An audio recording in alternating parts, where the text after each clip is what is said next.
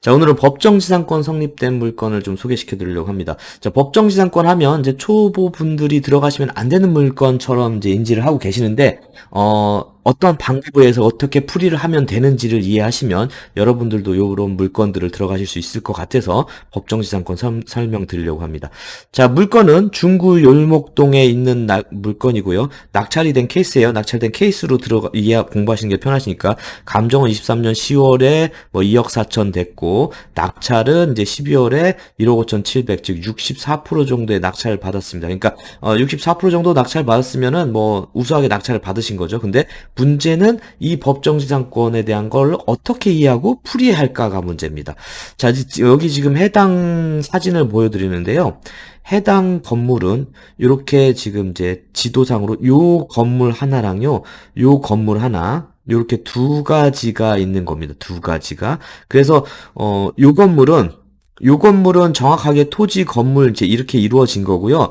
요 옆에 있는 건물은 이게 이제 요게가 이제 장례식장으로 써 있다가 요게 법정지상권 성립되어 있는 토지다라고 그 얘기입니다. 즉 얘가 문제예요. 자, 그러면은 거꾸로 법정지상권은 모르겠고 지금 두 건물이 아예 독립적으로 운영되고 있잖아요. 이 전체가 법정지상권이다라고 하면은 아예 이거에 대한 활용을 못 하는데 얘 따로 얘 따로니까 그러면은 간편하게 그냥 생각하면 법정지상권 모른다고 하더라도 이 건물에 대한 가치에 대한 판단만 들어가면 솔직히 낙찰받을 수 있는 거고요. 그 다음에 이 법정지상권까지 해결한다고 하면은 조금 더 수익률이 올라가는 개념입니다. 거기에서 핵심은 이제 다 저가로 낙찰을 받아야 되겠죠. 자, 그래서 이분도 충분히 저가로 잘 낙찰을 받으신 것 같습니다. 자, 그러면 이제 법정지상권을 어떻게 이해해야 되는지 자, 그림으로 한번 설명드릴게요. 자, 법정지상권 성립된다라는 게 이겁니다. A라는 소유가 A라는 사람이 토지를 갖고 있다가 그 위에다가 건물을 짓게 됩니다. 건물을 짓게 되면은 이 건물은 이 토지는 건물을 활용하기 위해서 사용되는 거잖아요. 그래서 이런 거를 법정지상권이라고 얘기해요. 자, 그러면은 뭐 이렇게 해서 경매가 전체가 나온다. 그럼 상관없습니다. 문제는 요 A 소유 건물이 뭐 어떠한 이유에서 B 소유 건물로 이전은 되는 경우가들이 있어요. 이전 A, B까지 합치되면 또 상관이 없는데. 자, 그러면은 B 건물 소유자는 정상적으로 A 소유자한테 건물 이전 받았는데 만약 이거가 경매가 진행돼서 C한테 넘어갔다.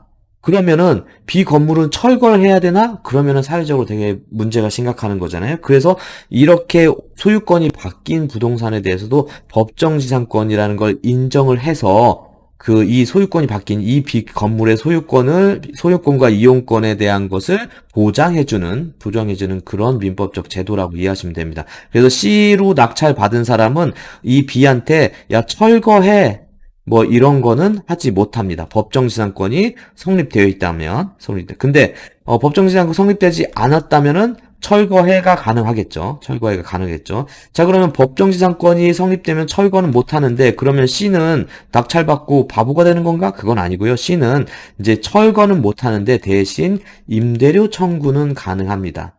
임대료 청구는 가능해요. 자, 그럼 법정지상권을 낙찰받을 때의 핵심은 내가 낙찰받는 가격과 낙찰 금액과 여기를 통해서 받는 임료 수입을 비교해야 됩니다. 임료 수입. 자, 낙찰받는 금액과 임료 수입 비교했을 때 수익률이 뭐 5%, 7%, 10%다 뭐 이러면 어찌 보면은 또 수익률 창출에서 우수한 건물일 수도 있어요. 자, 그러면 또 추가적으로 그게 궁금하시겠죠? 얘가 임대료 안 내면요. 자, 임대료 안 내면 3년인가 3회차만 임료를 안 내면 민법 다시 확인해 보겠지만 임대료를 계속 안 내면은 얘한테 철거 의무가 이제 발생되는 거예요. 철거 의무가. 그래서 이제 임료를 안 되면 철거해버리고 내가 다시 여기다가 토지를 활용할 수 있는 그런 부분이 생기는 겁니다. 그래서 임료는 이 사람이 이 건물을 법정지상권이 성립된다고 해도 임대료를 내야 되는 그런 법적 의무가 있다. 그래서 법정지상권의 물건은 낙찰 금액과 임료 수입에 대한 것을 명확하게 판단할 수 있으면 들어가도 문제가 없는 물건이다 생각하시면 돼요. 자, 근데 이 물건은 보니까 요 물건 자체가 법정지상권 성립 여지는 좀 불분명합니다. 근데 이 건물 자체로도 임대료가 충분히 가능하잖아요. 자, 그러면은 이거에 대해서 다툼을 좀 해볼 수도 있겠죠. 다툼을. 자, 그럼 다툼을 해본다고 했을 때도 법정지상권 성립이 안 되면 야 부셔 라고 할 수도 있지만 성립돼 라고 하면은 이 토지의 임대료만 판단하면 돼요. 임대료만. 자, 그러면은 여기는 지금 필지가 요렇게 좀 구분이 돼 있어요. 요게 건물이 들어서 있는 필지고 요 세 필지인데 요건 이제 도로니까 빠지고 요 두 필지 안에 법정지상권 성립 여부가 가능한 이제 건물이 들어서 있는 겁니다. 자, 그럼 이 가격이 지금 보니까 4,100만 원, 뭐 4,200만 원 정도 되겠네요. 그럼 4,200만 원의 가치에서 4,200만 원 가치에서 임대료 판단할 때 여러분들이 그냥 간단하게 0.2% 정도라고 생각해 보시는 것도 편할 것 같아요. 이거는 더 요용도마다 다 틀립니다. 근데 그냥 여러분들 그냥 간단한 생각할 때 보수적으로 0.2%, 요 경매 가격 0.2% 그렇게 생각하시면 돼요.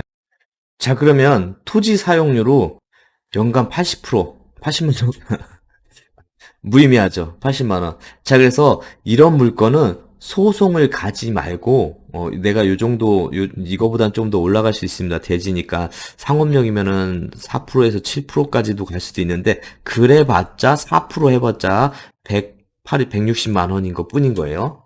160만 원. 160만 원 받자고 소송을 하는 것도 불편한 상황인 겁니다. 자, 그래서 이 건물 소유자한테 임대료 청구할 수 있다라는 거를 뭐 그 내용 증명을 통해서 판단하고 소송까지 가지 말고 어찌 보면은 이제 감정평가 컨설팅 개념으로 요 건물에 대한 임대료 산정 감정가액을 만들어서 그냥 서로 주거니 받거니 받아도 상관없을 거예요. 그러면은 이 건물에 80만 원에서 160만 원, 뭐 큰 소득은 아니겠지만 이제 그것 때문에 이걸 높게 낙찰받으면 안 되겠죠. 근데 어쨌든 부가적인 수입이 창출될 수 있고, 여기랑 싸고 싶다. 그럼 법정지상권 성립 여부에 대해서 다툼을 해서 이겨버리면 이 법정지상권 성립 여부 이거에 대해서 철거를 할 수 있는 부분들도 생길 수 있을 것 같습니다.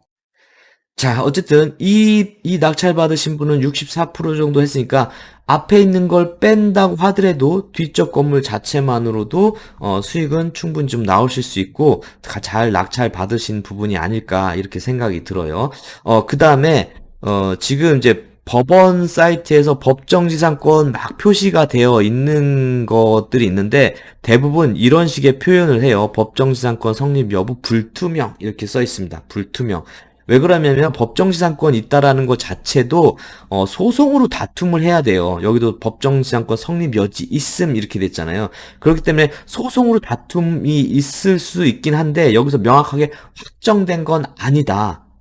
그거를 법정지상권 성립 여주까지 다툼까지 끝내서 경매계에서 해줄 수 있는 능력이나 시간이나 이런 거는 역량은 아닙니다. 이건 정식 절차로 가야 되는 거니까. 그래서 이렇게 법정지상 성립 여부가 있다라고 하더라도 너무 겁먹지 마시고 지금 말씀드린 대로 이 임대료까지 생각을 하면서 낙찰가액을 판단해서 입찰을 들어가시는 거를 좀 추천드리겠습니다. 자, 그래서 오늘 법정지상권 성립이 됐던 낙찰 케이스에 대해서 이렇게 설명드렸습니다. 감사합니다.